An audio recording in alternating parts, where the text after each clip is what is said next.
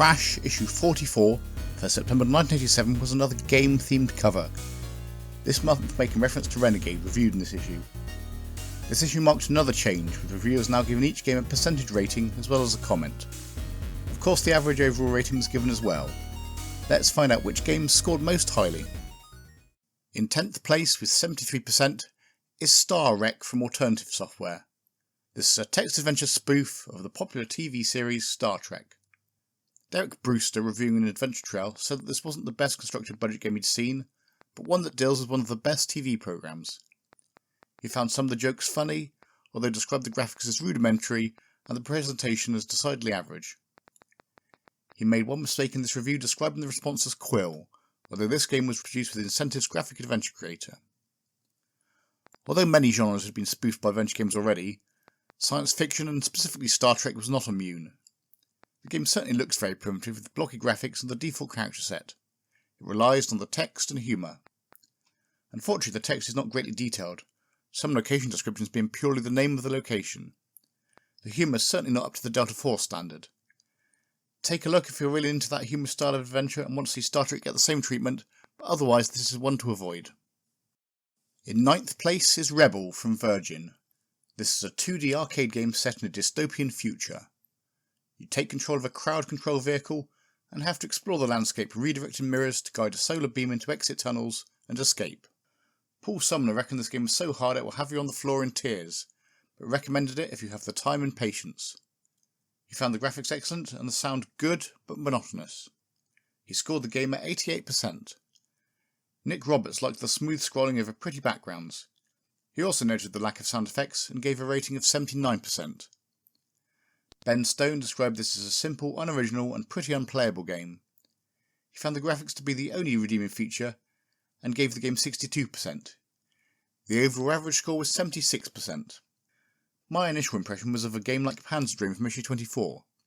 However, a bit of playing soon changed this. My second impression was one of frustration after hitting an antagonist due to the delay in screen scrolling. However, it soon becomes apparent that enemies move to patterns, which then turns this into a puzzle game, both with how to orient the mirrors and how to best position yourself as you move around the levels. I felt the playing area was a bit limited, but I could see this being quite a fun puzzle type game, although maybe with more limited appeal after a while. Next, we leap up to 6th place with 3 games tied this month, all with 84%. The first is Masters of the Universe from AdventureSoft. This is a text adventure based on the 1980s cartoon He-Man and the Masters of the Universe. You play He-Man and have to challenge your nemesis Skeletor. Derek, as always, disliked the white background and found the game scruffy. He liked the loading screen and described the pictures as being of a very high standard, although not quite reaching that of Touchstones of Rhiannon, the Robin Hood game from the same authors, reviewed in issue 21. On the whole, he found the game easy, but described it as quite entertaining. I find it a well-presented game, very much in the style of something like Temple of Terror from issue 42. Unlike that game, you don't die within the first couple of moves. The main annoyance is the way in which the screen flickers to black as the new location graphic is drawn. I find the location graphics nothing special, but having He-Man and Skeletor drawn at the side adds to the appeal. The game on the whole doesn't feel as descriptive as it could be, but will probably be worth playing if you enjoyed the cartoon. Next, in 6th place, also with 84%, is Homicide Hotel from Wallsoft. This is a text adventure created with Gilsoft's professional adventure writing system. You play private investigator John Stafford, with your task being to investigate a murder at a hotel. This was the first PAW game that Derek had reviewed. He liked the features provided by PAW, including adjectives, prepositions and conjunctions, as well as the use of item weights. He found Homicide Hotel typical of what could be produced with a fine utility, and described it as having a competence which brought the game to a professional standard. Overall, a good game that was easy to play, difficult to complete, with graphics that were quite good. Being developed using pause, this game is very much in the Quill style, although one key difference is that time passes even if you don't enter a command. The presentation is okay, although having your text typed between 2 H's looks odd. The green on black colour scheme gives it quite a retro vibe. Although set in the modern day, the lack of any real interaction makes the game seem lifeless, and the way you can just waltz into a supermarket, pick up a spade and waltz out again feels unrealistic. It may be worth a look, but this game is unmemorable and I'd say nothing special. Finally, in 6th place is Joe Blade from Players. In this game you take the role of Joe Blade in what is basically a 2D arcade game. Your mission is to infiltrate a fortress and rescue 6 hostages. Mike Dunn found this really fun and addictive, a budget game that's worth buying. He gave it a score of 90%. Paul was taken by the graphics and simplicity, saying that he couldn't think of many better shoot-em-ups this year. He found it requires enough thought to keep you addicted. He gave it 91%. Mark Rothwell was more critical, finding it graphically a bit iffy. While rating it as addictive, he doubted its long-term playability. His rating prevented this from getting a smash, as he gave this only 65%. That brought the average scores to 84%. This game surprised me, both with its cartoon-style graphics and the fact that it's not impossibly difficult from the get-go. The graphics are appealing and the animation is incredibly smooth. The game just has a really nice feel to it. The graphical style reminds me somewhat of Jack the Nipper from issue 30, although I much prefer this game. I don't know how much lasting appeal it will have, but it's a good bit of fun and one that I'd certainly recommend. In 5th place is Batty from Hitpack. Batty hadn't been released as a game in its own right. It had originally appeared on a Your Sinclair cover tape and was now being released on a compilation with 5 other games. As the other games had already been reviewed in Crash, they opted to summarise those and not rate the compilation as a whole, but give a full review to Batty. Batty is a breakout clone, similar in some ways to Arkanoid from issue 39. Mike found this really neat, with great graphics and enough gameplay to last. He called this everything that Arkanoid should have been, and scored it at 90%. Ben also liked the game, although not finding it original, he liked the excellent extra features and sensible controls. His only criticism was that the game had only 14 levels, but he scored this at 91%. Nick brought the average score down, describing this as one of the most unoriginal games he'd ever eyed. Although he liked the neat touches, he scored at only 74%, which brought the overall average down to 85%. It's a fine game, and at this point undoubtedly the best breakout clone for the Spectrum. It's got more graphical polish than Arkanoid, and doesn't seem as finicky to control. A simple game, but one that remains a classic, with the addition of power-ups giving variety to the gameplay. As a free cover tape this is amazing, and it's perhaps the best remembered and most well-loved cover tape. But this is certainly a game that's worth playing even today. In 4th place this month we have Renegade, published on the Imagine label.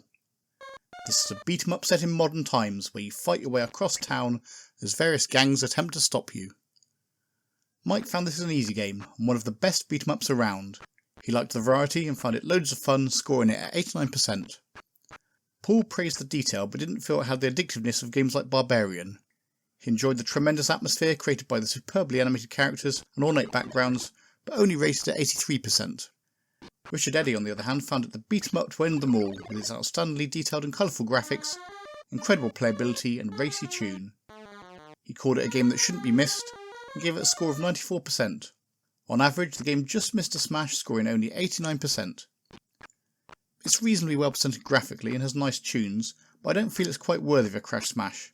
89% is perhaps higher than I would have rated it, but it's not a bad beat-em-up, and the modding setting had not really been done before. I don't think I played this back in the day, being more familiar with its sequel. It sometimes feels a bit unfair when you're attacked from all sides at once, but it's a game that grows on you as you learn the different moves and how to use them for best effect. A good one for beat-em-up fans looking for a quick fix, and I'll probably give it a few more goes. Now we get to this month's Crash Smashes. There are 2 games in 2nd place with 90%. The first is Custard's Quest from the Powerhouse. This quilt text adventure is a spoof of the fantasy genre. You play Knight Sir Cowardly Custard with a quest to defeat an evil necromancer. Derek felt the pictures weren't bad for a budget adventure. He liked the subtle writing style and said that the competence of the prompts and exam reports gave this game a winning edge. He described it as a very funny and sharp-humoured game, particularly praising the way in which it turned adventure tropes on their head. He certainly found it better than many other attempts to lampoon the fantasy style, concluding that it was super stuff. It's another adventure, but this send-up of the entire fantasy genre is a superb game. It's one that I owned back in the day. I loved the humour of the game, the atmosphere created by the graphics, and the fact that it wasn't too difficult. The budget price was also an absolute bargain. For adventure fans, particularly if you enjoy the Delta 4 style of humour, I would highly recommend that you play this. Also in 2nd place for the Crash Smash is Stifflip Co from Palace Software. This is an adventure game but in a more interactive graphical style, so it wasn't reviewed in the Adventure Trail column. You play Viscount Stifflip, and your mission is to stop the dastardly Count Chameleon, who has plans to change the way in which a cricket ball bounces. Nick felt that he'd be addicted to this game in an instant, with its marvellous graphics and brilliant sound. He couldn't find anything to moan about in the game and gave it 91%. Mike felt that it struck just the right balance between arcade and adventure. He found it polished, attractive and amusing, and a game that requires a lot of thought. He gave it 92%. Paul found the presentation clear and simple enough to make the game permanently addictive. He found each problem fiendishly constructed and very satisfying once overcome. He found it well worth persevering with, giving it 88%. This brought the average score to 90%. This is another game that's essentially trying a different interface to a text adventure. We've had things like Kobayashi Maru and Inheritance in recent issues, but the game this is closest to is probably Red Hawk. The comic strip nature certainly seems inspired by that, though each frame of action happens vertically rather than horizontally. This game has also gone completely away from the parser-based input, providing 4 icons, each of which leads to further sets of options. However, the commands available are those typical for text adventure. I like the cartoon style, though it's a shame there isn't much colour to the scenes. But this is definitely a game to play, particularly if you like the idea of text adventures but not the text input. In first place we have Mercenary from NovaGen. In this game you have crash landed on the planet Targ. You explore the planet, acting as a freelance fighter, to ultimately get another craft and leave Targ. Paul described this as a concept and a half. He found the sheer depth and involvement to be second to none, giving it 97%. Richard was enthralled, saying that it was a game guaranteed to keep you up into the early hours of the morning. He rated 95%.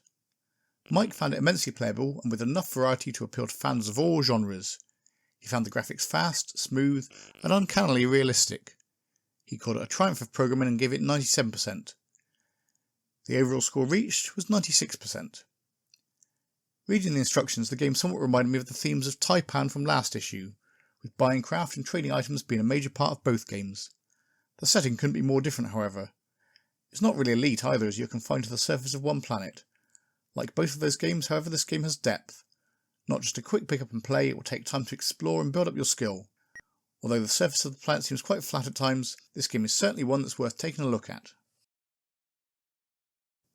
This month's special mention is for Flunky, written by Don Priestley and published by Piranha.